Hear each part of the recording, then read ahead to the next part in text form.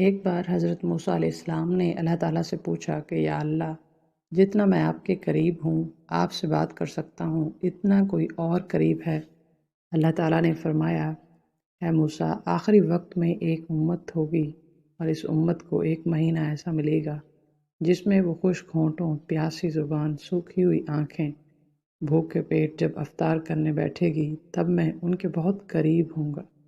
موسیٰ، تمہارے اور میرے درمیان 70 پردوں کا فاصلہ ہے، لیکن افطار کے وقت اس امت اور میرے درمیان ایک پردے کا فاصلہ بھی نہیں ہوگا، اور جو دعا مانگیں گے اسے قبول کرنا میری ذمہ داری ہوگی۔ رمضان کا چاند نظر آنے سے پہلے 41 بار پڑھ لینا، ہر دعا قبول ہوگی۔ نصیب رمضان کے چاند کی طرح روشن ہوگا انشاءاللہ۔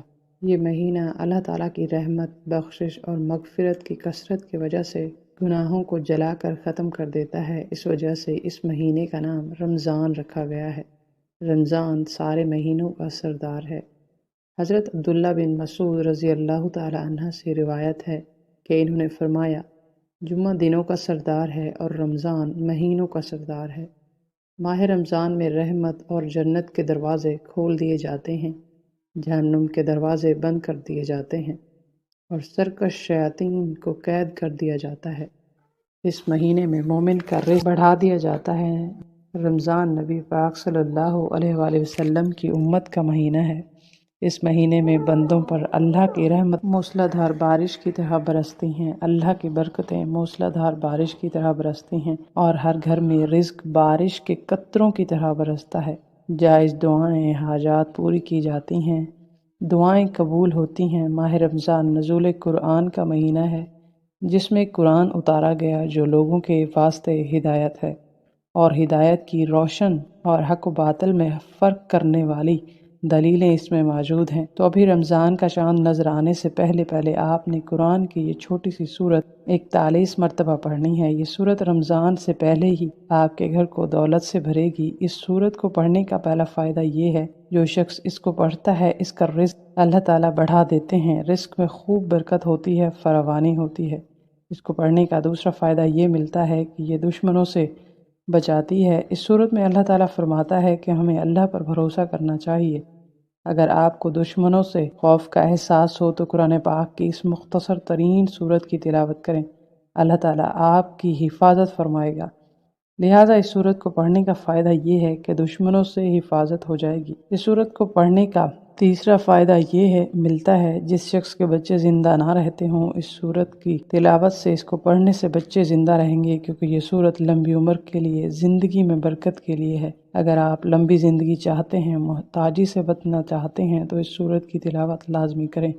جو شخص اس سورت کو روزانہ کئی بار پڑھتا ہے، اللہ تعالیٰ اس کے کاروبار کو وسعت دے گا اور اس کے علاوہ اس کے مال کو چوری سے بچا لے گا۔ اس سورت کو پڑھنے سے دلی مرادیں پوری ہوتی ہیں۔ تو یہ سورت سورۃ کوثر ہے، جو قرآن کی سب سے چھوٹی سورت ہے۔ ابھی سے پڑھنا شروع کر دیں، انشاءاللہ رمضان سے پہلے ہی اللہ پاک آپ کی تمام پریشانیاں دور کر دیں گے، آپ کے دل کی مرادیں پوری کریں گے، آپ کے گھر کو دولت سے بھریں گے۔ بسم اللہ الرحمن الرحیم۔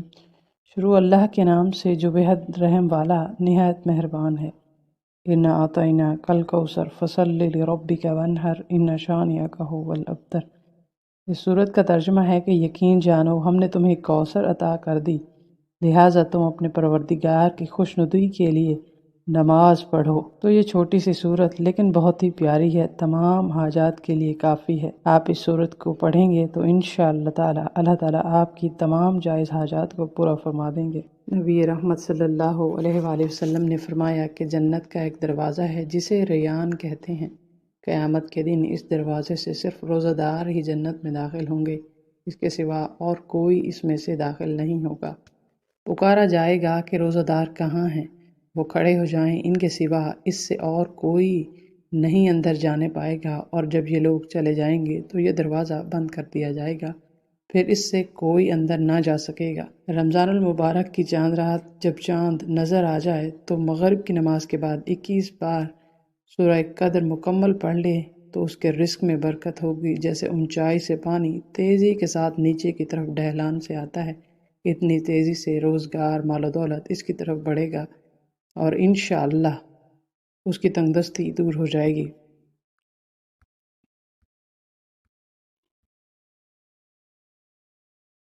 فرمان مصطفیٰ صلی اللہ علیہ وآلہ وسلم ہے، روزہ دار کا سونا عبادت اور اس کی خاموشی تسبیح کرنا اور اس کی دعا قبول اور اس کا عمل مقبول ہوتا ہے۔